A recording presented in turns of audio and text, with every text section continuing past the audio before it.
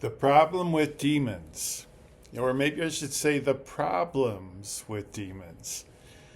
Uh, my name's Chris. I am someone who deconstructed from a lifetime of devout evangelical Christianity and left my faith in the church before COVID. But my kids recently, I've got three kids at home who are 4, 6, and 8. They expressed an interest in church, and we went back during Christmas and just to visit. And to my surprise, they loved it and just want to keep going back.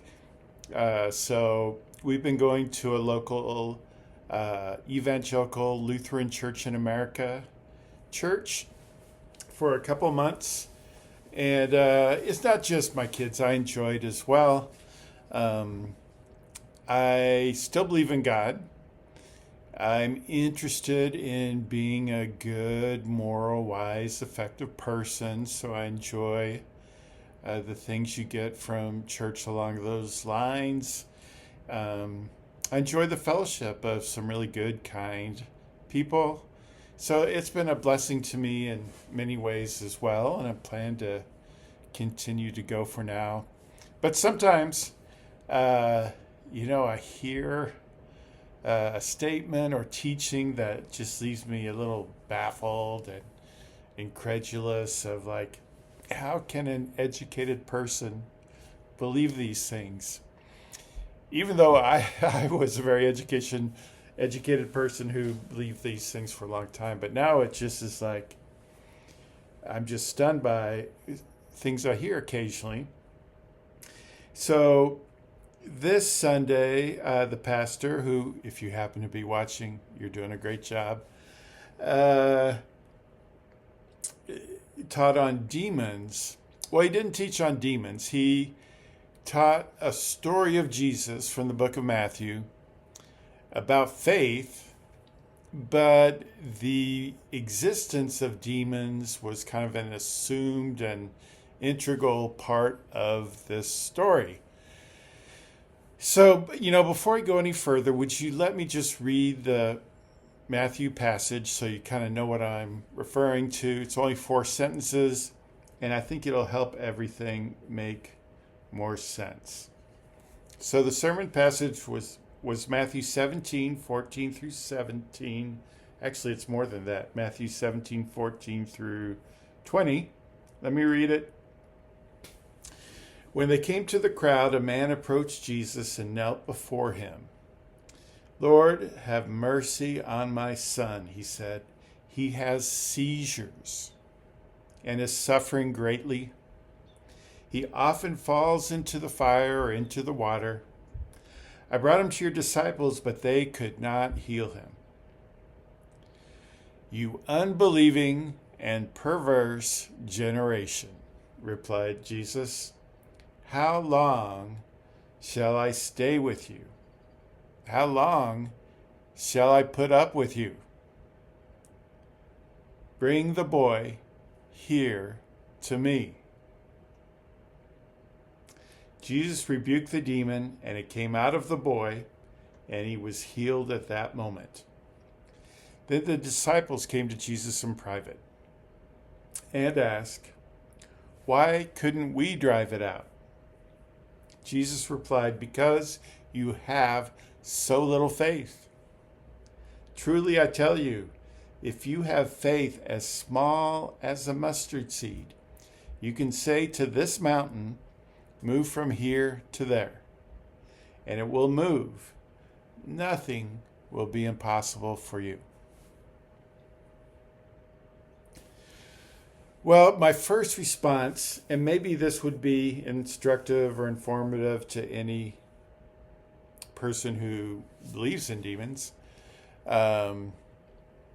is it really sounds kind of crazy. Sorry, I'm wiping some dust off the screen. I'm in the garage. Did I mention I have 3 small kids? This is where I end up sometimes. It sounds kind of crazy when you just talk matter-of-factly about demons. It would be kind of like this. Spring is slowly arriving here in the Chicagoland area. I live north of Chicago, almost to the Wisconsin border. In my front yard, little tulips are beginning to sprout out of the ground, usually one of the first arrivals of plants in spring. It's always exciting when we see them starting to break through the cold tundra of northern Illinois. But let's say this happened a couple weeks from now. My neighbor's tulips have bloomed. There's a bunch of them. And then he tells me, kind of upset, I woke up this morning and all the tulips had been eaten. Unicorns got in my yard and ate all the tulips. What am I going to do about this unicorn problem? Well, even though we're talking about tulips, as soon as you start mentioning unicorns, I'm thinking about the unicorns, and I'm like, is this guy crazy? He thinks unicorns are eating his tulips? There's many better explanations than unicorns available. And that's how it sounds to me when I hear Christians just matter-of-factly refer to demons and the demons in the story of Jesus. Now, I understand why Jesus believed in demons and why the people in Jesus' times believe in demons. I'm actually a special education teacher. I've taught a number of kids who had various syndromes that caused regular, almost usually daily seizures, and it's scary. These students I worked with, they would wear helmets because it's just a very disturbing experience to watch. It's hard for me to even talk about it, but a child will just be acting normally. Then it's almost like a switch flips, and they just go glassy-eyed, and they usually just fall over, which is why they have to wear the helmet. Just like in the story where the kid sometimes falls in the fire or falls in. At that point, they have no control. Their body just collapses. It's very scary to watch. They hit the ground pretty hard, or they might hit a desk on the way down, or they might hit, a wall or something. And then when they're on the ground, they're kind of writhing. Often they're drooling, and most of the time they only last a minute or so, and they come out. And but I had several students who had several, 2, 3, 4 per day, and so it's upsetting. But in no way do I believe there's any demonic involvement in that. But 2,000 years ago, when they didn't understand so many things that we understand now, it really looks like something has taken over this child's body and it's kind of tormenting it. And I can see how an uninformed person with no medical or biological understanding might come to that conclusion. So it's reasonable that Jesus and his contemporaries believe that, but it's not reasonable to believe that now. And fortunately, any Lutheran, I've never heard of a Lutheran taking bringing their child to church to have an exorcism if their child is having seizures. Even Christians who, like my pastor who taught this passage matter-of-factly, I don't think they would ever propose that if your child is having seizures, you bring him to church and do an exorcism. I think they would say, go to the doctor, go to the hospital, do whatever medically you need to do to take care of your child. But unfortunately, there are churches, often the more charismatic, the more Pentecostal, sometimes some are radical fundamentalist who kind of distrust medicine and technology. Those people will prescribe an exorcism in reaction to a child having seizures. You're like, Chris, come on, nobody does this. No, they do. Just Google it. But I can't go into any kind of, I'll just say this. I know of cases where parents who attended charismatic Pentecostal churches regularly presented their children to be delivered, you know. So, anyway, I'm just saying this belief can really promote decisions by adults that are not helpful to kids who have a physical seizure condition. And this passage really concerns me because it refers to a child having seizures, falling into the fire, falling into the water, getting injured. And that is not a demon. That's not a demon. That's a child with a serious medical condition.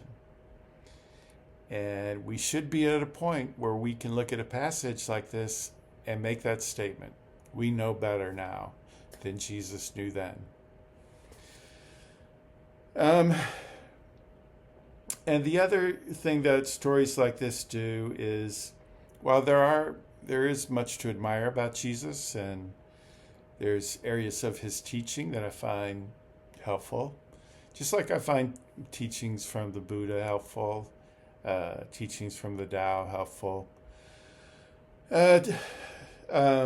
Some Hindu-based teaching practices are helpful. I think Jesus was very much a man of his time. If Jesus was truly, Jesus is scolding his disciples harshly because they couldn't cast a demon out of a child who was having seizures. Well, if this is what actually happened, Jesus was wrong. That was not a demon. That was a physical condition. And that really, passages like this, people will do kind of like intellectual gymnastics, trying to make sense of it. And whereas the really straightforward explanation of this passage is, Jesus was kind of rude and kind of a jerk in this passage. And Jesus was a human being, and sometimes he was harsh and impatient and critical, So he was a jerk at times. And his understanding of this situation was very human. He was actually prescribing actions that were counterproductive and harmful and grossly in error. So to try to represent Jesus as God, but yet acting and giving this kind of advice, a straightforward reading of the text tells me Jesus was very much a human of his time, with an understanding of humans at his time, with humans' weaknesses of irritability and ignorance and rudeness and arrogance and impatience. And that's, I appreciate the frankness of, the story that's been passed down to it, but I think that's clear. I think that is really clear.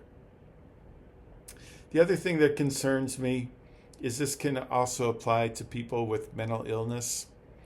And I have attended churches like Vineyard churches that are more charismatic oriented and believe they could cast out demons and believe there were demonic explanations for what I would call mental illnesses.